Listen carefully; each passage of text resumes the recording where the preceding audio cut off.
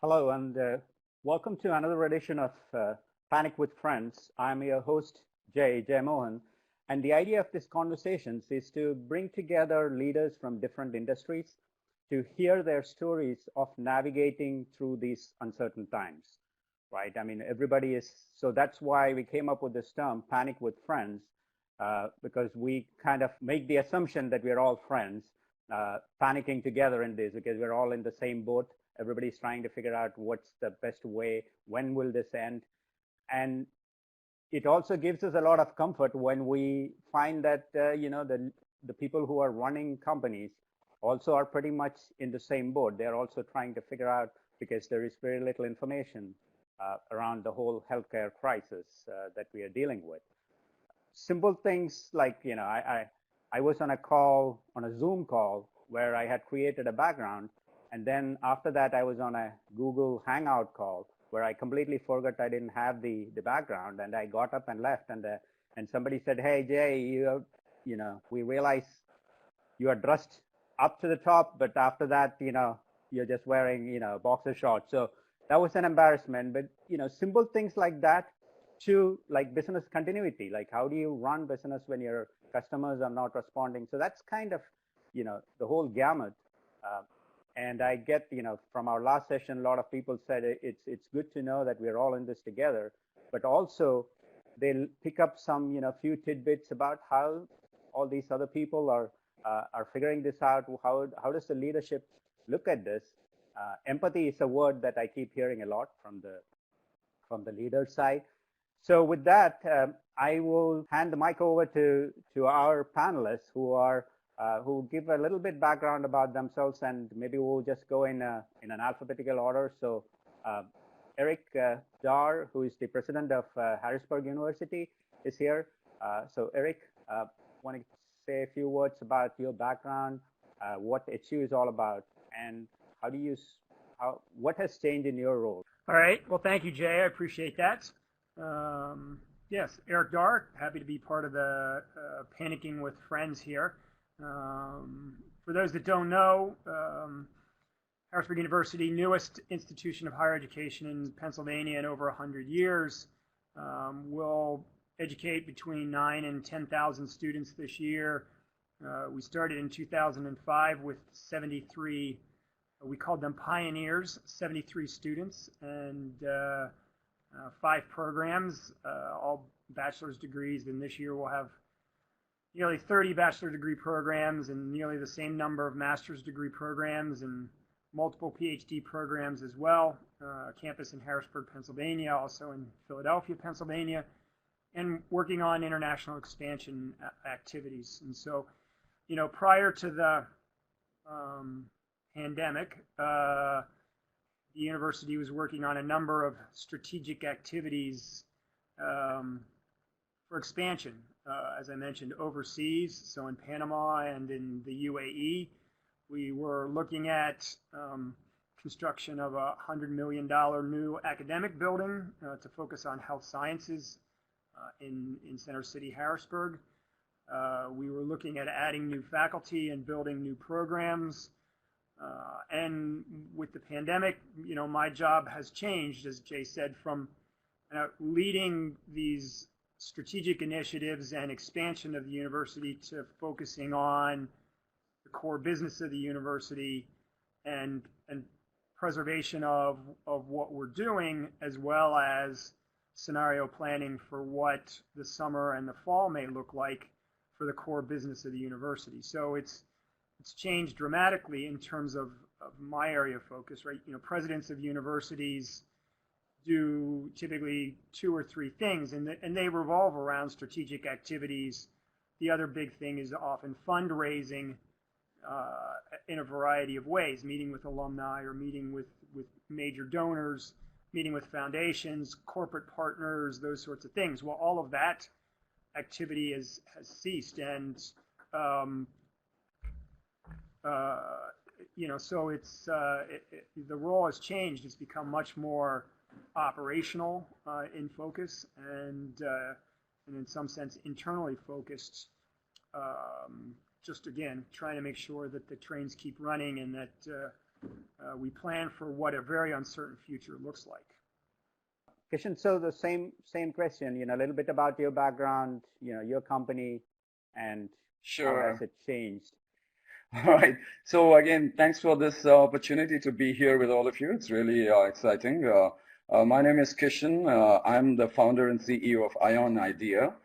We are a software engineering services firm. I started that off about 2 decades back. We do have our offices, customers, and employees in several countries now, including the United States, in Europe, in some countries in Eastern Europe, and then in India, and also in Singapore. So we work with customers in the tech, telecom, financial services, healthcare, and education sectors. And we have not only services for them, which is our primary bread and butter business of doing software engineering for them, but we also have several products in the education sector and in the enterprise emergency management sector. So Gaydos, which is a product that we spun off, is an enterprise emergency management solution. It also is a personal safety and security solution now. And we have a suite of education products also for the higher education. So that in a nutshell is my background.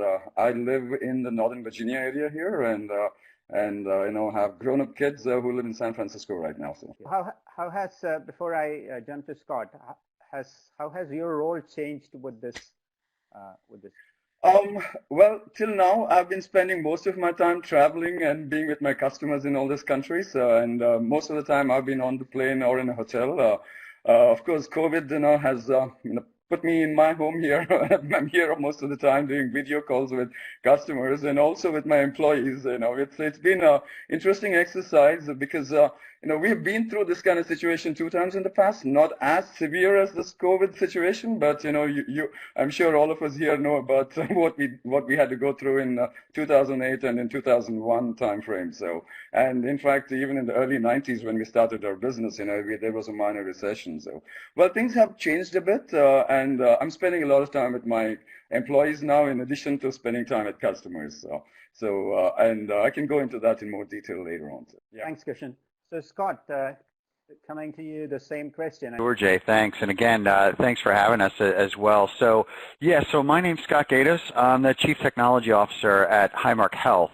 And so Highmark Health is a conglomerate of a handful of companies, a number of companies that are in the health insurance space. So that's where, folks would probably recognize Highmark, Blue Cross Blue Shield, also United Concordia Dental and the dental insurance space, HM Insurance Group and reinsurance.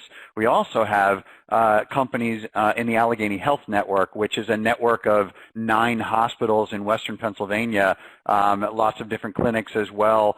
And then we have a third organization that is HM Health Solutions, which is really our technology solutions, some of the products and services that we make that power and run our insurance businesses and our healthcare delivery businesses. We also sell those products and services commercially in some sense. And so this entire Highmark Health conglomerate is really about 40,000 people, spread mostly around the eastern U.S. We also have, a handful of thousands in our India contingents as well. And my job, really as the CTO is largely kind of what you would think it is. It's sort of what is the overarching technology strategy of the organization? How do we drive all of these companies forward? How do we benefit all of the members and patients, really customers that these organizations serve and such? And so I've been here for about coming up on 4 years. Spent the better part of the last 30 years all in technology, spent a number of decades at HP and a number of startups as well, like Kishan. I hailed from the Northern Virginia area for about 13 years, but we're back in Pennsylvania now for another 14, 15 years, however long we've been back. But interestingly, Jay, you asked about how things have changed. So oddly enough, the role hasn't changed so much. It's just like Eric said, we focused on a few different things now. So piece parts of our strategy are still very much in motion, but there have been some really large changes in where we need to focus our capacities. So a great example would be like in our hospitals business, and very specifically in things like telemedicine. So telemedicine is not new technology. We've had it around for quite a long time. But when you roll back the clock 8, 9, 10 weeks, on any given day across the thousands and thousands of physicians and hundreds of thousands to millions of patients, that we serve through our companies, you might have had 5 to 10 video visits a day, right, across clinics, through outpatient consults and what have you, maybe 5 to 10 in a given day. And now, roll forward the clock, and we live in a place where, we're sort of confined to certain areas. How do we still see our doctors and such, assuming it's not an emergency room? Video visit technology has taken off.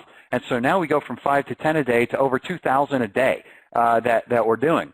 Same technology, nothing overly innovative about it. It's already been here. It's just how do we work that appropriately into our workflows. So we start to change our focus a little bit on things that we already have, but where do we need to focus more attention on? So it's been a really interesting transition. That's one of the just sort of hit you in the face things that we need to do to better serve the community, especially in the areas where we have folks on the ground driving and delivering health care to really take care of the community. Well, that's really interesting. And one of the things half kidding, but there seems to be more and more people from the Northern Virginia, DC Metro coming over, whether it is Eric driving it or Harrisburg University driving it. So Kishan, at some point, maybe you could be a donor to HU and, become part of this great area. So having said that, Eric, one of the questions that the whole word Panic with Friends came from something that I heard from a Silicon Valley group of investors who are sitting on hundreds of millions of dollars, who already had a portfolio they were planning to invest, and then they quickly realized, well, with this, the whole thing might shift, and the companies they were thinking of investing might not be the right ones now, and there might be other opportunities. And at the same time, everybody's kind of hunkering down.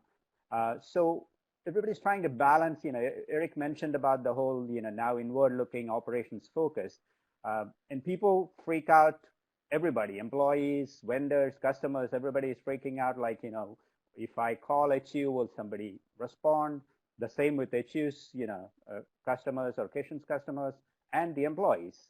And since I'm part of HU, I at least have some insight into how empathetic Eric approached some of these challenges. So Eric, you want to share a little bit about how you look at Right. So, in the higher ed space anyway, you can read and pick up across the country, higher ed institutions of all sizes, shapes, and descriptions doing things to reduce expenses and save expenses. And, in many cases, revenues are down millions, if not tens of millions. I've even seen estimates of big public universities north of $100 million.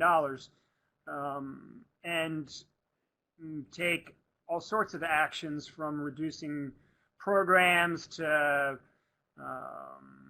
furloughing employees to cutting projects to, all sorts of activities given the uncertain future and given the revenue losses that they've already incurred in the current semester or the current time frame. And so before Harrisburg University took any action, one of the things that we did was to survey staff and faculty across the entire university to get a better sense of, on the ground, what's the impact. So really, is the work proceeding, our projects proceeding, our, variety of activities proceeding, from an educational perspective, we were better prepared than most. We were already serving thousands and thousands of students online, and so it was not a difficulty for us to move the entire university and all of our educational activities online. That's different than many other universities that had to patch together technologies and spend millions of dollars in order to even put any effort or any activities online. And so, from that perspective, I think we were prepared and we were fortunate. But again, back to Jay's point. So before we took any actions, we did a lot of conversations internally about what and how and the time frame. And one of the key, I think, characteristics or desires that came out across our employee base is that equity was important. And right, so if we took actions to reduce expenses or we took actions to change activities, there was a sense that we were all in this together, and that employees wanted there to be a sense of equity across the employee base. In other words, don't just furlough 50 people, and those 50 people feel a lot of pain, and then the other 600 don't, or whatever the case may be. So that was one of the important characteristics before we made any decisions. But the institution has done a variety of things to save expenses, and as I said to our employee base, look, the things that we're doing to save money may save somewhere between $3 and $4 million. I would rather have that $3 or $4 million in the bank come September, when we know how to invest the money. It's not about saving millions to keep the lights on or the doors open. It's about saving millions so that we can make smarter investments for the future, when we know what a more certain future looks like. And that's the spirit in which we took any actions to save expenses. That's a great point. And Kishan, coming to you, are you, because you have operations spread all around the globe, and so are you looking from a cost-cutting perspective? How are you managing that? So a couple of things. One, first of all, on the customer side, we have our customers in different countries have reacted differently to the situation now.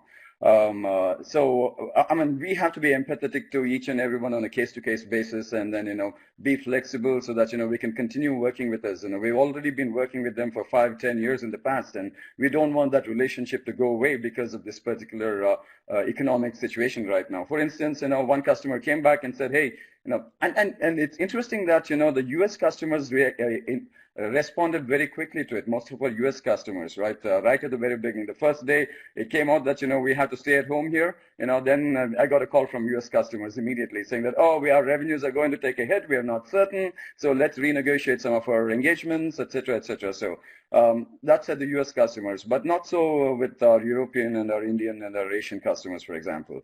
So when one customer came back and then they really panicked, they said, we don't know what's going to happen in the future, and then we want to stop all engagement with all vendors. So I actually had to dig deep into it and then talk to them, and then finally find out that we could just scale back some of the engagement with them, give them some discounts, and then actually continue working. But lo and behold, some of these customers that came back and then asked us for the discounts, etc., came back again a week or two later and said that, hey, with this new arrangement that we have with you, we actually want to engage you more and then do more business. So in other words, our revenue actually, didn't take a hit. It actually went a little upwards, whereas, our margins took a hit though. But nevertheless, there's still sufficient margin for us to continue to employ all our existing employees. See, we are in a unique business because being in a services business, our people are our assets. We don't want to just jettison them right away or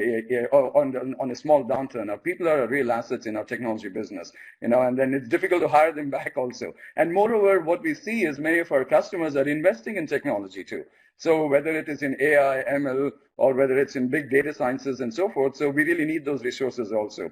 So what I went and spoke to all my employees, did a lot of video conferences with them, wrote to them, and then explained to them the situation, right? And then told them, this is the candid situation. We don't know what the total impact will be, how long and how deep it will be, right, because of COVID.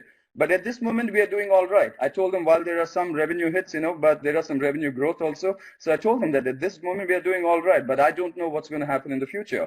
So what we asked our employees to do is, work harder and smarter right now, right? So lo and behold, I have more than 1,000 employees today who are coming and each one working an additional 10, 20 or more hours a week to help us, build our products faster, to help us in our sales and marketing efforts, and to help in building proofs of concepts that we can offer to customers and prospects at no cost to them, so that we can strengthen our relationships with them. So that's where we are right now. But I've also candidly communicated with them that there may be furloughs, there may be some compensation cutbacks, so that we don't have to let people go and all that kind of stuff. And they're ready for it. They're prepped for it, they're primed for it, but we're not pulled the trigger yet.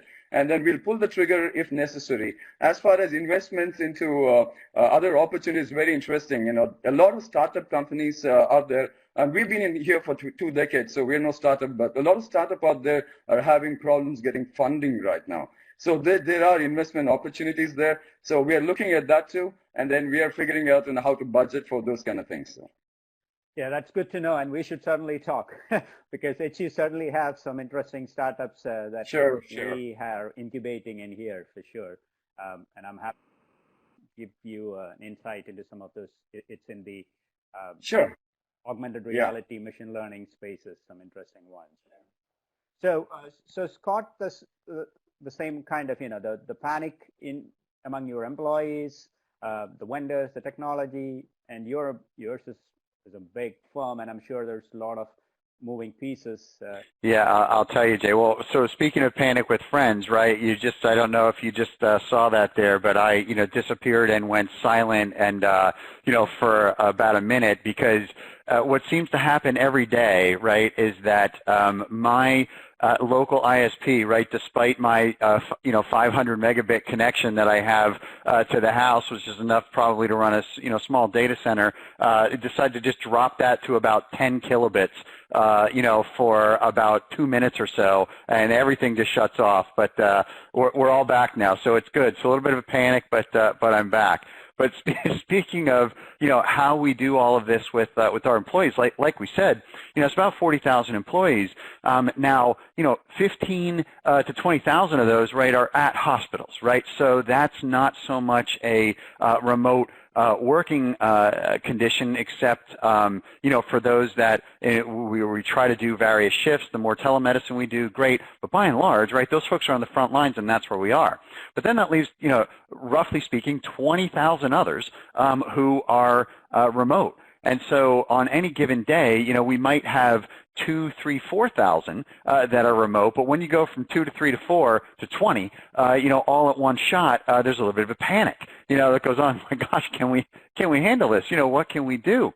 And so the good news is that after a handful of days, we felt that everything was in pretty good shape. But the way in which we started that, and it was a little bit not great at the beginning, a little bit of revolt in all of us as employees, we actually split up the employee base, and we said, hey, listen, we need to make sure that our folks that are servicing our customers and our clients on the front line, make sure that they have all the appropriate access that they need during quote-unquote normal business hours. So we kind of broke up the day, and we said, look, 8 a.m. to 6 p.m. East Coast time, that's roughly when we need to make sure that these folks can make sure they have the right network access that's there. And then other folks, whether it's, say, doing software development or other things that are not necessarily directly customer-facing, you can have access to the network resources 6 p.m. To 8 a.m. Eastern. And that was at first met with, oh, my God, what do you mean? I have to work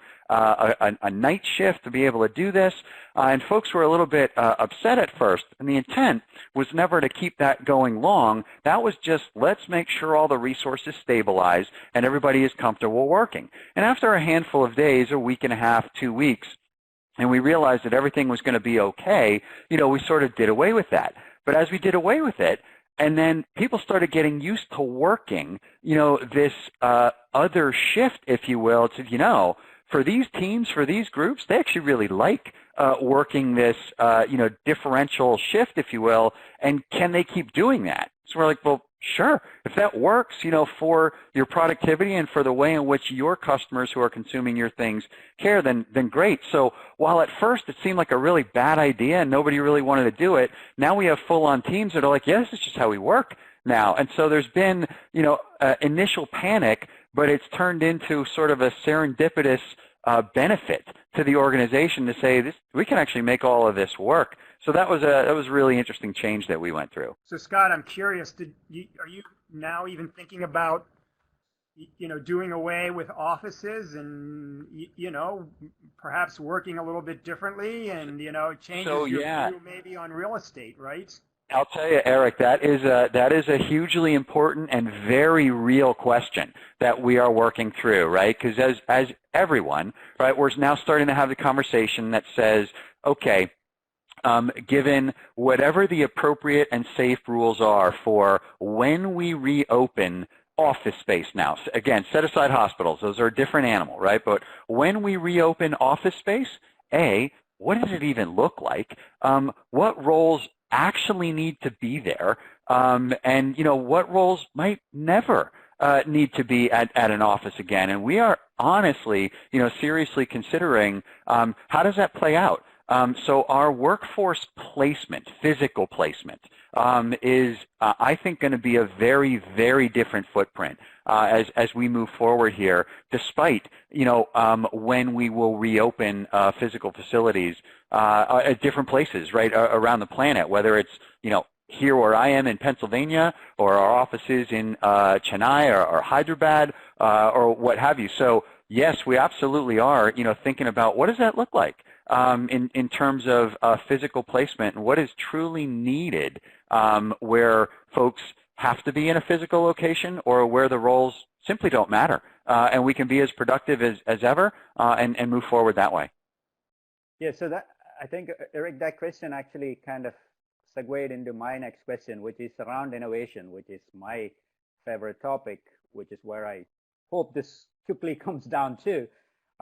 What's some of the unique things you have seen within your organization, or because you are leaders that have visibility across other organizations? So what are some of the things that you have seen out there from a pure innovation of how work is changing, how people are doing? In terms of, innovative practices, one of the things that, I've seen is teams that have goals that that were physically co-located, didn't feel the need to have regular check-ins. And, sometimes certain deliverables in that team would continue to slip. And because there weren't regular check-ins, that could go on for a period of time. Now in a virtual world where we're all separated, right? A lot of teams, now I'm speaking of Harrisburg University, that, maybe didn't meet regularly, now meet on a weekly basis and have regular check-ins and are in some sense more accountable and more structured in a digital world than they were when they were co-located, because I guess the belief was, if you're co-located, then you can just see somebody in a hallway, and maybe the informal communication networks would suffice. Well, now it's these more formal networks that are digitally supported, right? That's what we rely on, and that creates communication in a different way that has actually for us, increased accountability and increased, in certain areas, team and project output. So, it's a good lesson, I think. I'm not sure it's innovative, but if it's a good lesson for the management of teams and particularly when you're trying to pull together multiple disciplines and employees from multiple areas to tackle complex problems. How do you do that, right? In a quote unquote normal world, we have multiple communication channels that you can use. Today, we're now much more limited in terms of how we can communicate with each other and accomplish these things. And I think, that's a good lesson learned right there. I'd say, small things now bring joy that didn't perhaps before, right? So inside of Harrisburg University, we use Microsoft Teams. Well, as a technology platform, one of the big announcements a week and a half or so ago was, customized backgrounds, like you could do in other platforms. And man, you would have thought people were giving away, free donuts or something, right? It was, it was, yay, I can now do, my own custom background. So that's where a lot of innovations are happening, now, in terms of, how do you put backgrounds into, into the files so that they can show up when you sign on to Microsoft Teams.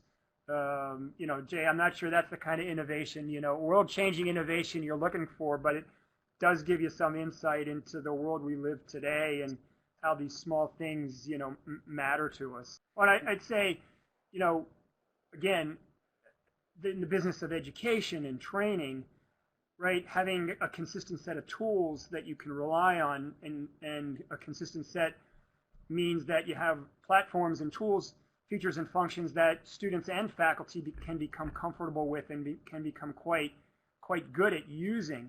I know of other universities that, the students are forced to learn 9 or 10 different technology platforms because that institution had never put anything in place in a significant way, and the faculty were all of a sudden told, well, go figure it out for yourself, right? So they all picked their favorite things or whatever they were comfortable with, and well, now you're, talk about from a customer perspective, right? If the student is the customer for a university, right? You're now telling that customer, well, I'm sorry, it's convenient for us to be able to use 9 or 10 technology platforms, but for you, too bad, so sad, you're going to spend, the next however many weeks trying to figure out how to work these 9 or 10 platforms, right? So, we didn't have that problem, and we didn't force our students into that circumstance. And certainly you can't optimize outcomes, learning outcomes, when you're trying to educate digitally across that many technologies. It just doesn't work, right? So I can imagine, right, similar circumstances in other industries where, if you don't present your clients and your customers with a unified or a consistent technology base, right? I'm sure, Scott, right, across your million customers, right, you tell them all of a sudden, hey, if you had never had a digital platform, all of a sudden, you're going to use 10 different things, and you can, right, log in, and, from your perspective, trying to make those things, secure and consistent and accessible would have been just a nightmare, right? So it's, yeah. Scott, since Eric kind of passed it to you, you want to follow up on that same thing, like, because what's the innovations you're seeing? And as CTO, I'm sure you are focusing on that, because you talked about the telemedicine and the 5 to 10 videos going to 2,000, and I think kind of hearing from you, and then going to Kishan about, because he's supporting clients like yours and others, so it'll be interesting. Fangled technology that we had to put in place. It was stuff we already had, just using it differently. And so what we're starting to see is the innovation is coming into the evolution and the changing of our business models and how we're actually utilizing what we have and how we approach things, right? So that was one, our business model of how we use telemedicine. Another one we just talked about. What is our business model of workforce placement and what's there? But I want to go back to something that I think you used the word, Eric, I think I heard you say empathy in there somewhere. This is a really interesting phenomena, right, that's coming around how we work together with one another. So, when it's around the proverbial water cooler and such, yes, of course, folks talk about their families and things and what have you. But now, in settings, we see a lot of people's families every day, right? You're on some large Google Hangouts or some big Teams meeting or what have you, and there's people walking around in the background and such. If you don't have, one of those backgrounds, we're starting to really figure out, like, hey, this whole concept of work-life balance, it has become even more a bigger deal. Yes, it's very interesting that everybody's working remotely, and working remotely when kids are at school or spouses or partners are at work, that's one thing. Working remotely with a full house of people is a completely different animal. And with the kids in school though remotely, like Eric was just talking about, like here I know at our place we've got 2, that are in college. We've got 1 in middle school. We've got 1 in elementary school. They're all at school, all day long. And you've got folks that are working around. So how you work, like how that workplace actually works itself out for everybody in school is a process that we see evolving here. And so I see a lot of that changing. And it's funny because you said, hey, you're the CTO. What's the new interesting tech? It's not that much. Like, it's tech that we've already had. It's just we're using them very, very differently. And things are getting used a lot more, and certain things are getting used a lot less. So it's the human side of this change and the business model side of this change where we're seeing a lot of that innovation come about. Absolutely, absolutely. So first, I have to concur with Scott and resonate what he said, that a lot of what we have been doing, we internally in our company and our customers, is getting done more of. And there's innovation on your operational side, and there's innovation on your technology and business side, right?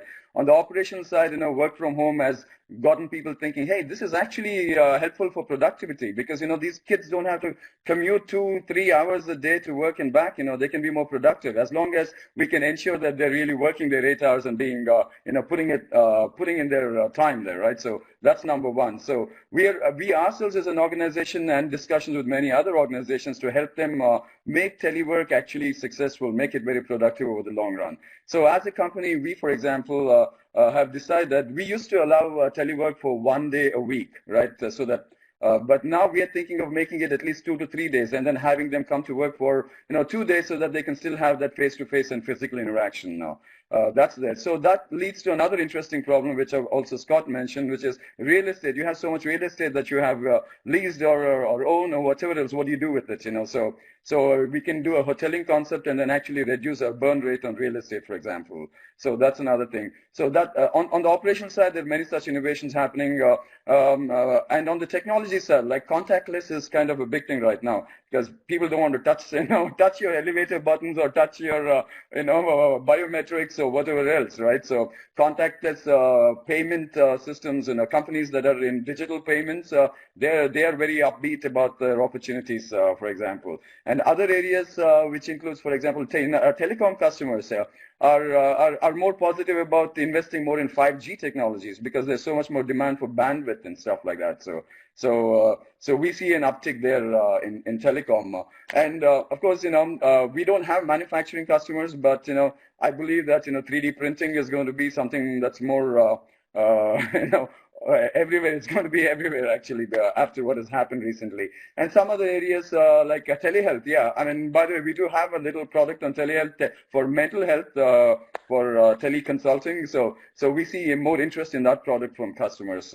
So these are the various kind of things that I'm seeing from a technology point of view. And from our services side, where we build software for our customers, we see a lot more interest in our customers in investing in data sciences, AI, ML, and big data and stuff like that, even more than before right now. So again, like Scott said, these are all technologies that were there earlier. Now they're being amped up, and people are using more of it.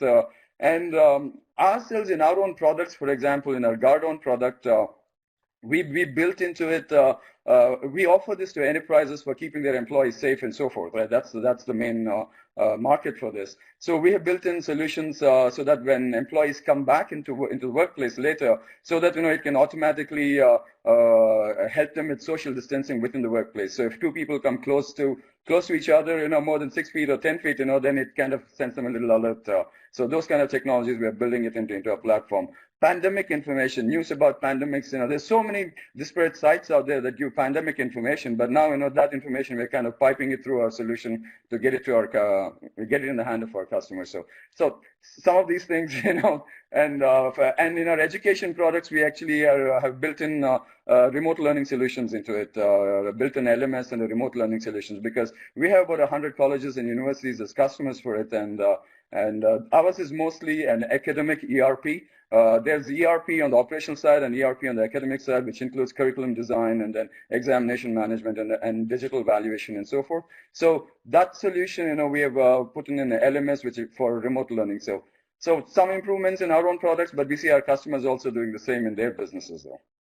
Very cool. So because you mentioned about the whole, the real estate and the pandemic informations and the social distancing. So which brings me to the, the kind of the post, because we are almost, 12:46. We got about maybe 5-10 minutes. So Eric, the question is, have you started looking at what the reopening looks like? And I think the role, as you mentioned when you started out about how you were looking inwards, I think the leader's role have also changed in some sense, because now you have to worry about social distancing and who comes in, and the temperature checks. There's so many pieces of guidance or information that's going out there. How do you see I mean, I know you don't have an exact answers, but how do you see from your perspective? Yeah, I mean, look, we made the decision a few weeks back that the whole summer will be online, so that'll get us through August. I think a lot of people believe that there'll be a second and then maybe even a third wave of this. What does that look like? Is it as serious and severe as what we're experiencing now, or something slightly less?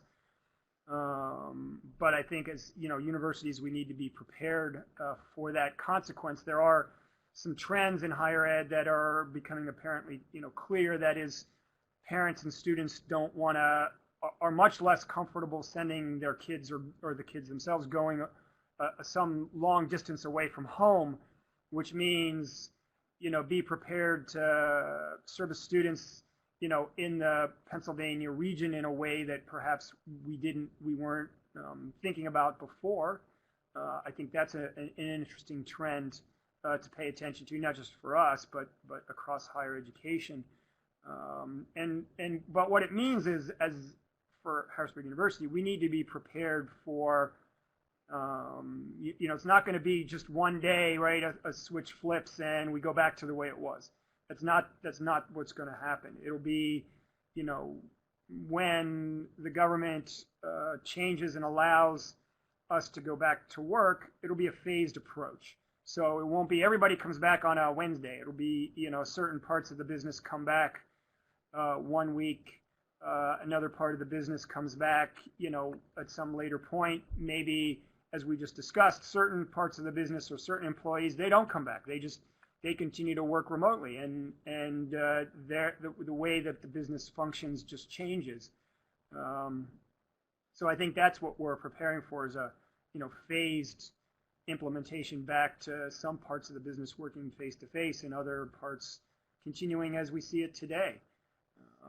And then the business of education, we need to be prepared for multiple future worlds, some that probably look like a blended version of it. Some set of students will continue to be online, maybe from here forever. Another set of students, particularly those that are focused on labs or things that require hands-on experience, we figure out how to teach those sorts of topics in a more traditional face-to-face way. Yeah, so Scott, that's, so it's a great segue question, which I think I want to ask both of you, Scott and Kishan, because so what do you see as the post-pandemic world, or how it evolves, or when things get normal, or what that new normal is? And what are some of the, based on your experience of what you're seeing, what's some of the new skills or in demand, whether it is soft skills or hard skills, technology-wise or otherwise, that you see there will be a demand? Because from a university's perspective, it'd be great. Sure. Yeah, Jay. So I'll start. So I mean, everything that Eric said, I think, is spot on. It's actually all the same things that we're thinking about, as we reopen offices. I think the thing that I would add to that is, we talked a little bit about earlier, which is, what does that physical space look like? Think about what we've done over the past, 10 years, where we've sort of gone, to very open, collaborative offices and what have you. They're very, very different. And in a post-COVID world, or an ongoing COVID world, what does the office space look like? I was talking to an industry analyst earlier today, and she said people are calling it the return of the cubicle, right? Where you've got, walls in between you and the next person. And it's really interesting and compelling to think about, what does that physical space actually need to look like, right, to create the appropriate social distancing and safety that's there. And, Eric brought up the same point, which is, okay, what I just said is a little bit longer term down the road. Places won't physically look like that the day you open it and decide that somebody is okay to go back in. But what does need to happen then is, what is safe and socially responsible testing. What does that look like? How do we make sure that everybody is okay to be around one another? There's a lot of that really still needs to go on, and I think that's going to be with us for some time here, right? Because as we all have seen, through various news outlets and such, you have the idea of vaccination. I think ultimately we'll get there, but that's best case, 10, 11 months away, right, from where we are. And so what does the next, 10, 11, 12 months look like? I think, things will clearly, I would think, open before then, but what does open mean? What does it change about the physical workspace? What does it change about our testing and such? But from a skill set perspective, we already covered some of those soft skills. We're learning a lot of those now with a almost completely and utterly distributed and remote workforce. But from a pure technology standpoint, one of the things that I would say is that, and we've talked about this before as well, executing more and more things around our own cloud strategy and where that's been going, and the usage and the orchestration of various cloud services to enable new business functions, new customer functions, what have you, that is only going to continue to grow more and more and more. Now, that's not all that different from where we already were, but that's a really useful sort of part of the strategy that says, when I said my job didn't change all that much, that's because our cloud strategy and executing it is still what it is. It's just accelerating, with the need to leverage more and more, of our partners in cloud services. So those kinds of skills, cloud orchestration, cloud engineering, cloud architecture, all of that is, if it was, it was hugely important already, it's even more important, right, as we go forward in a sort of post-COVID world. So I'll just leave it at that. I'll let Kishan, jump in with others, but that's one that jumps out at me. All right. So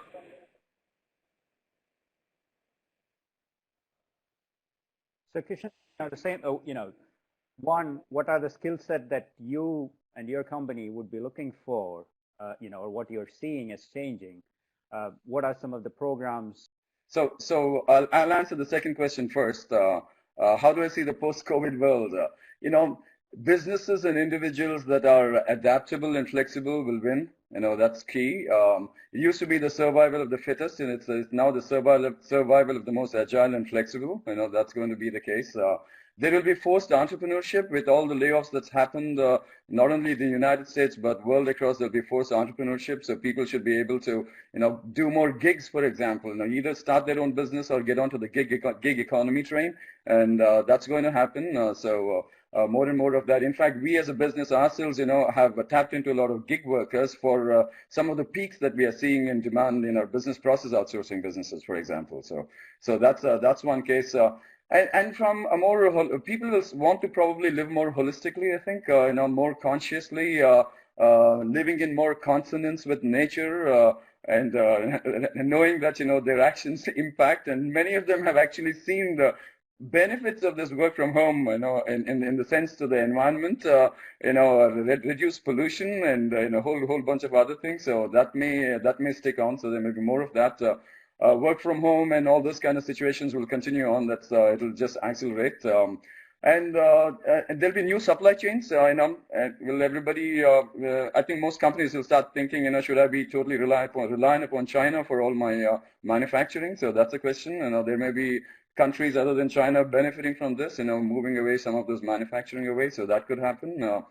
From a technology perspective, the ones that we see a more demand for, that would be beneficial for universities to look at, is in the areas of data sciences, big data, AI, ML, and machine learning, and all those kind of stuff. And also in telecom, in the 5G related areas.